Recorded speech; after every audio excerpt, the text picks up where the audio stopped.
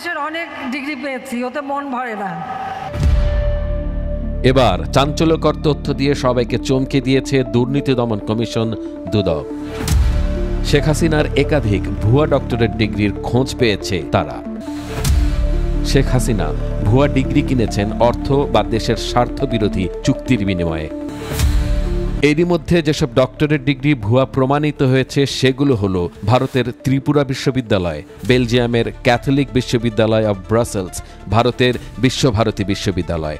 জানা যায় তিনি যেসব পদক ও ডিগ্রি সংগ্রহ করেছেন তার প্রায় সবগুলোর পেছনে খরচ হয়েছে প্রচুর অর্থ বা বিলিয়ে দেয়া হয়েছে জাতীয় স্বার্থ।